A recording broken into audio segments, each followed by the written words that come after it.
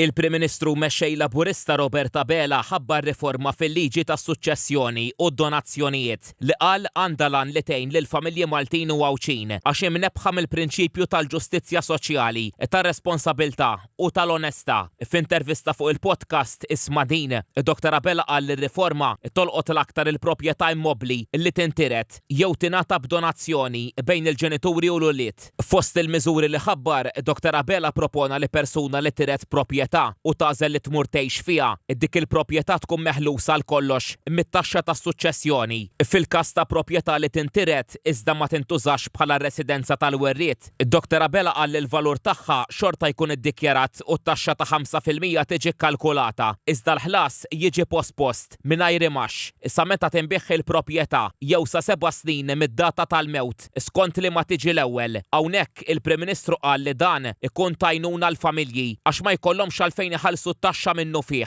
f'mument li fih ikunu għaddejjin minn sitwazzjoni diffiċli. Wara x'vantaġġ ikbar se nkunu qegħdin intuh. Għax se nkunu llokkjajnilu l-prezz tal-proprjetà fuq 300,000 mingħajr ma jħallas ebda ċenteżmu fuqu. U mbagħad iħallas bir-rata ta' 12% biss fuq il-50,000, differenza fil-valur ta' meta se jkun qed ibijaw, jiġifieri jħallas 6,000 euro, plus il-15 u jiġu 21. Kjuża r-reġim tal-Export ikollu jħallas 28,000.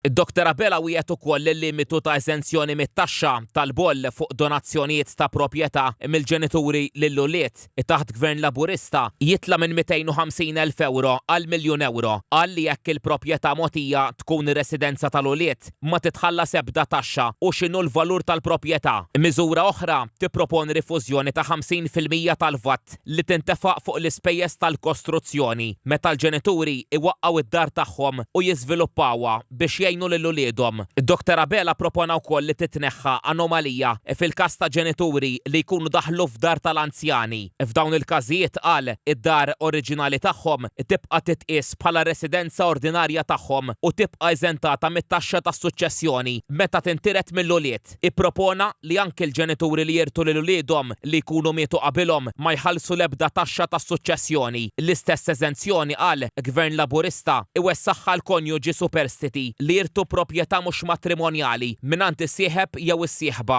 Bħalissa Dr. Abela spjega li l-eżenzjoni tapplika biss għad-dar matrimonjali. Dr. Abela kritika l-proposta tal-Oppożizzjoni li titneħħa kompletament it-taxxa tas-suċċessjoni għax qal li din tista' twassal biex in-nies iħallsu aktar meta jbijaw proprjetà li jkunu wirtu. Innota li l-Partit Nazzjonalista ma spjegax dik li fisser bħala ħadma tal-Oppożizzjoni u konvenjentement ħeba milli jgħid x'sa jiġri meta l-werriet ibih il-proprjetà għax jispiċċa jħallas aktar. Al kontrarju, Dr. Abela qal li wara l-miżuri tal-Partit Laburista hemm xhur ta' studju u sostna li r-riforma imsejsa fuq responsabbiltà fiskali u ġustizzja soċjali.